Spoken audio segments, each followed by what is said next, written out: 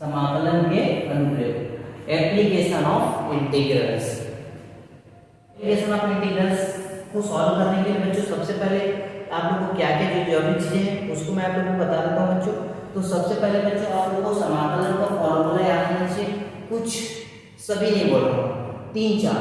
जैसे कि आप लोगों को समाकलन का फॉर्मूला में under root a square minus x square का याद होना चाहिए बच्चों। क्या होता है under root a square minus x square का समाकलन क्या होता है बच्चों?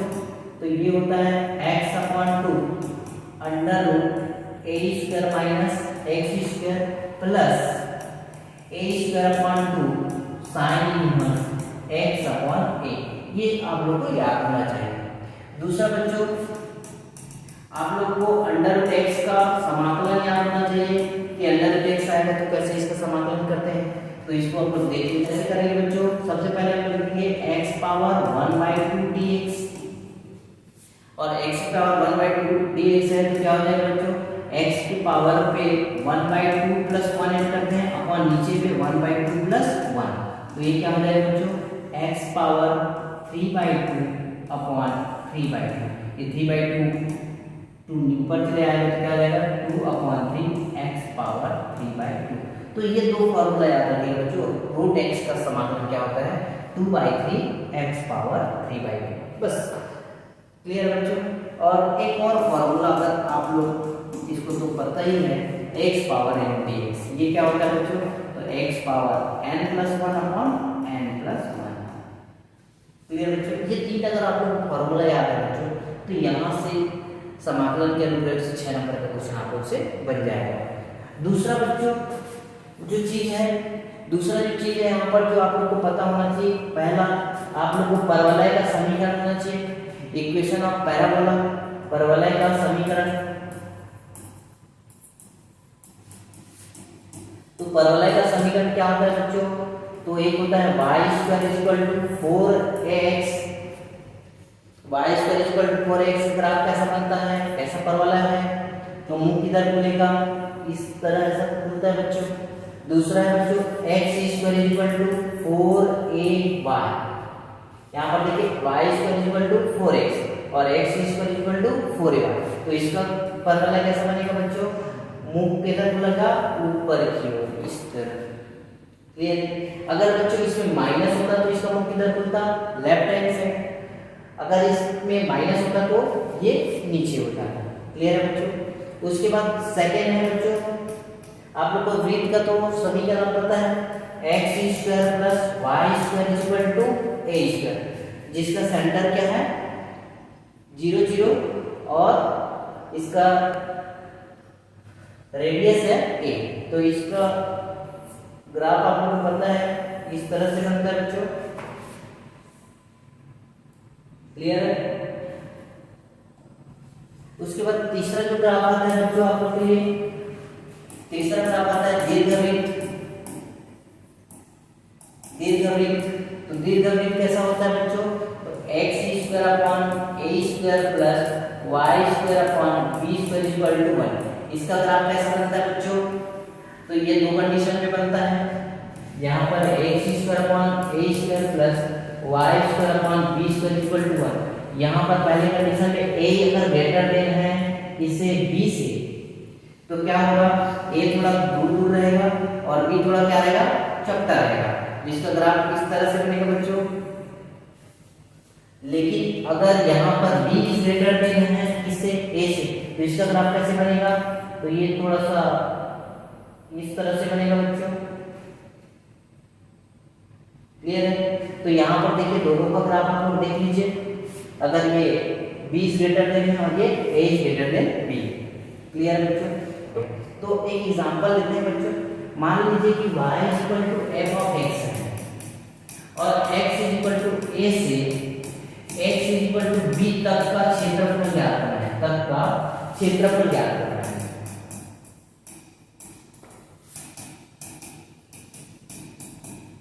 ठीक है, तो कैसे ज्ञात करेंगे, देखिए बच्चों y f of x, x a से x b तक का क्षेत्रफल ज्ञात करना है। तो इसके लिए हम लोग क्या करेंगे, सबसे पहले कोई मान लेते हैं y आपको एक कोई कर्व दिया रहेगा, एक वक्र है, ये आप लोग मान लेते हैं कि कोऑर्डिनेट एक्सिस से अगर 1 2 3 4 भी किसी में मान लेता हूँ y इक्वल टू ये क्या है f ऑफ x है।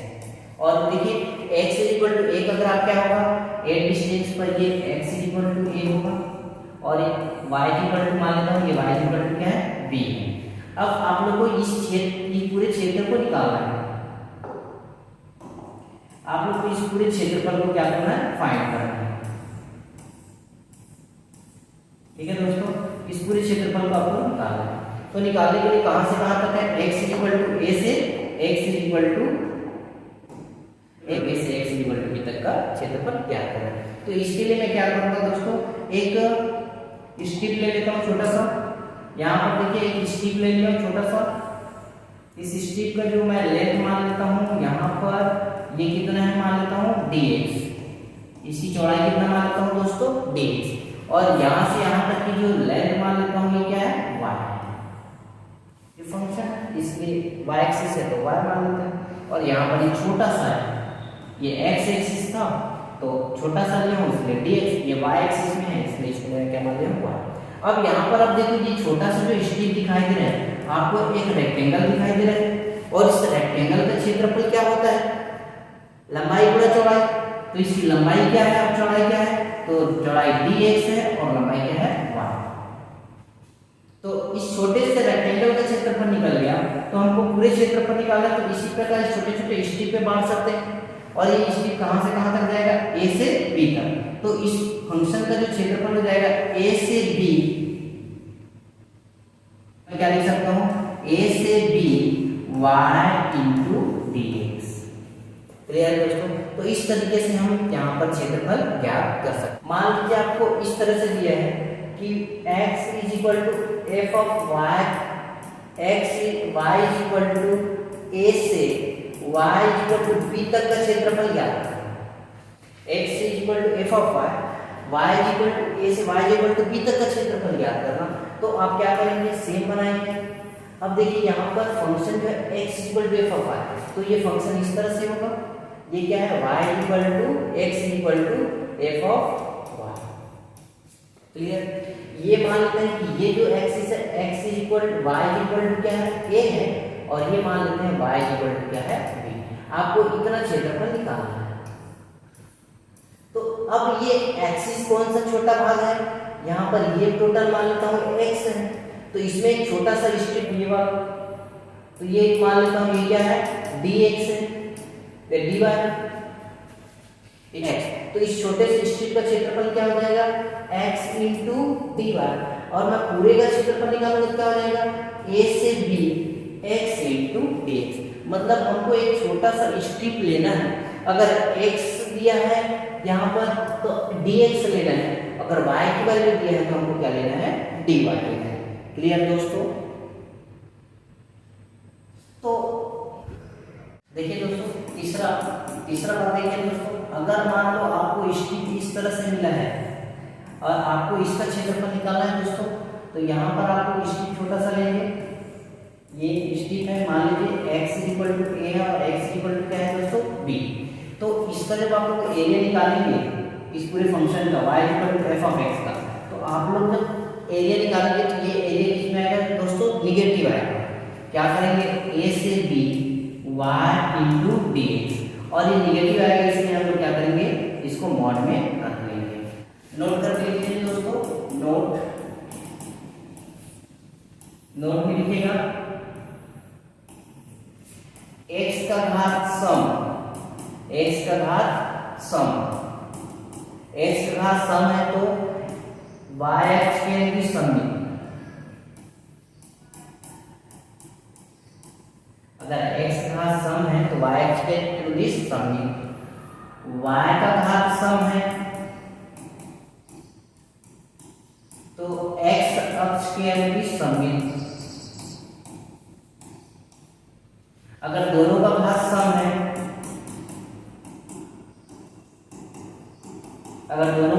है, तो दोनों अक्ष के अनुदिश सममित।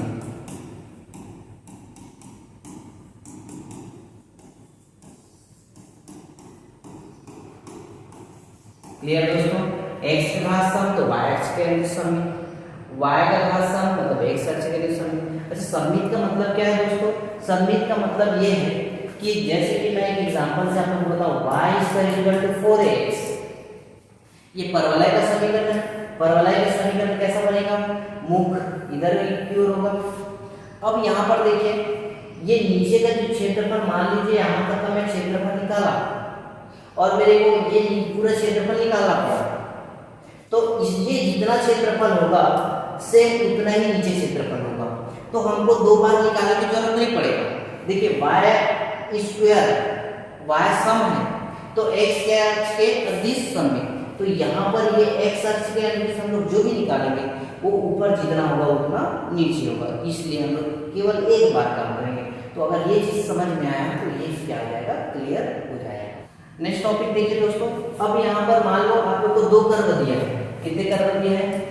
दो वक्र के लिए मान लो आप लोग को दो वक्र दिया गया है इस तरीके से। कितने वक्र? दो वक्र।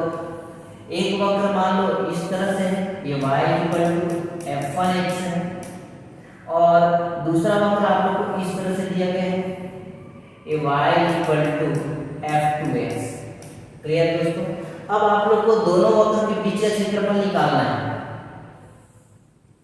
दोनों वक्रों का बीच का क्षेत्रफल निकालना है, मतलब आप लोग को ये जो क्षेत्रफल निकालना है, दोनों के बीच का क्षेत्रफल। क्लियर है दोस्तों? जब दोनों के बीच का क्षेत्रफल निकालेंगे दोस्तों तो इसका एक फॉर्मूला याद रखिएगा। मान लीजिए x = a है और x = क्या है? b है। तो a से b upper curve minus lower curve, ये फॉर्मूला आप लोग याद रखिएगा। अगर ये x का वैल्यू दिया है तो यहाँ पर dx, अगर y का वैल्यू दिया है तो वहां पर dy। तो देखिए अपर कौन सा है? ये वाला, तो क्या हो जाएगा इसका क्षेत्रफल? a to b f1x minus lower curve कौन सा है? नीचे वाला f2x into dx। क्लियर दोस्तों? समझ आया? देखिए दोस्तों क्वेश्चन, वक्र y = 4x और x = 4ay के बीच का क्षेत्रफल ज्ञात करना है। तो सबसे पहले हम लोग हल लिखेंगे दोस्तों। हल लिखने के बाद लिखेंगे दिए गए वक्र का समीकरण। क्या क्या वक्र दिया गया है? y = 4x तथा दूसरा वक्र क्या है? x = 4ay। इक्वेशन नंबर 1 है और इक्वेशन नंबर 1 एक ही है, इक्वेशन नंबर 1 और इक्वेशन नंबर 2। देखिए दोस्तों, ये दोनों इक्वेशन जो है परवलय का समीकरण है। समीकरण 1 व 2 किसका समीकरण है? परवलय का समीकरण है। ठीक है, समीकरण 1 और 2 दोनों किसका समीकरण है? परवलय का समीकरण है। इसलिए हम लोग चित्र बना लेंगे। परवलय का समीकरण तो कैसे चित्र बनेगा? तो देखिए दोनों जो है, दोनों के शीर्ष क्या है? 0 0 पर है, तो एक इस तरह से बनेगा और एक इस तरीके से बनेगा। ठीक है दोस्तों, तो दोनों के बीच का क्षेत्रफल ज्ञात करना, मतलब अपन को कहां पर ज्ञात करना है दोस्तों? ये वाला क्षेत्र ज्ञात करना है, ये वाला।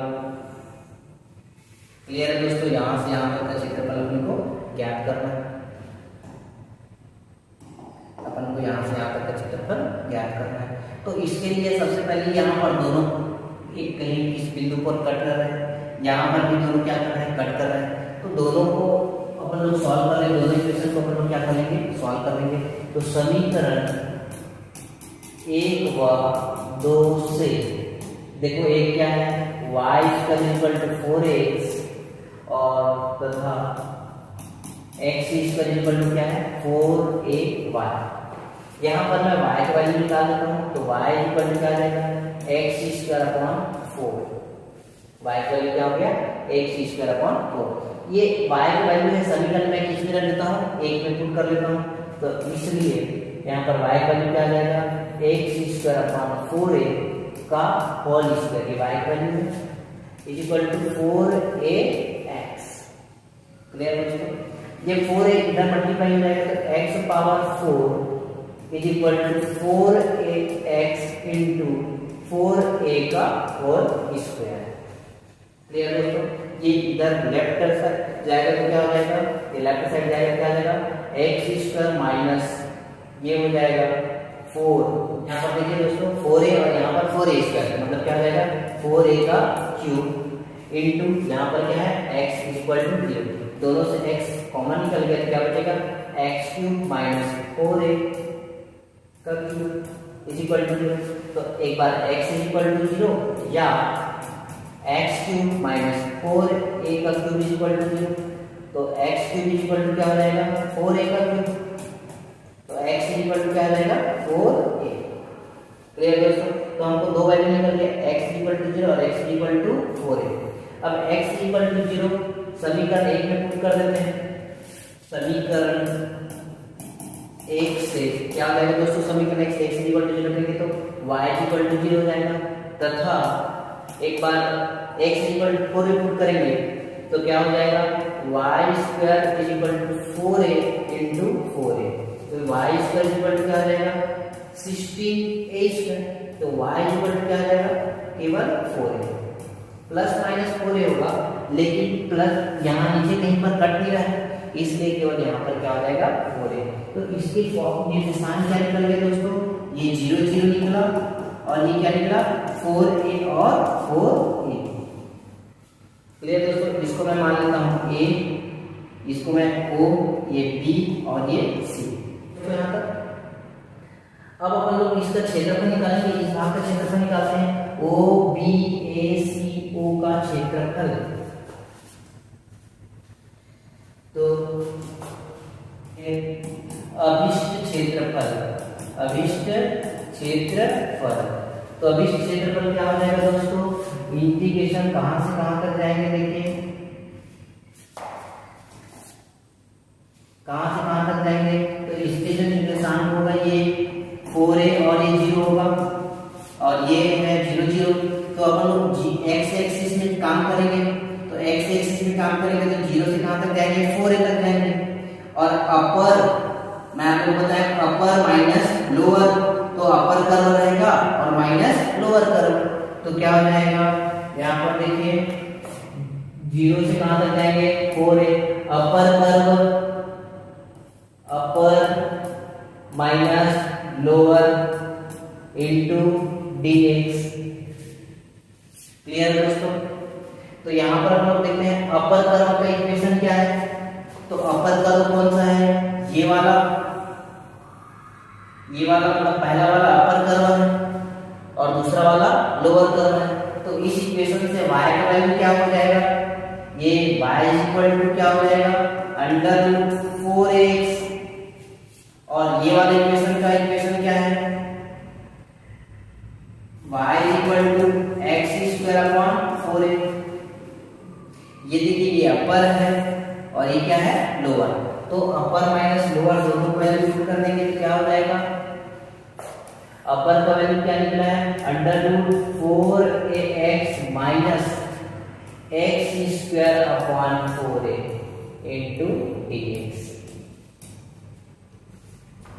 क्लियर दोस्तों? और लिमिट क्या हो जाएगा 0 से 4a, यहाँ पर दोनों का अलग अलग समाकलन कर देंगे तो रूट 4a कांस्टेंट है बाहर हो जाएगा। देखिए इंटीग्रेशन 0 से 4a under root x dx minus 1 upon 4a constant है बाहर हो जाएगा, क्या बचेगा x square upon 4a dx। Under root x का मैं आपको इंटीग्रेशन बताया क्या होता है दोस्तों 2/3 x पावर 3/2, और यहाँ पर इसमें लिमिट लग जाएगा 0 से 4a minus 1 upon 4a into इसका इंटीग्रेशन क्या हो जाएगा x क्यूब अपॉन 3, ये बाहर निकल गया है और लिमिट हो जाएगा 0 से 4a। क्लियर दोस्तों यहाँ तक?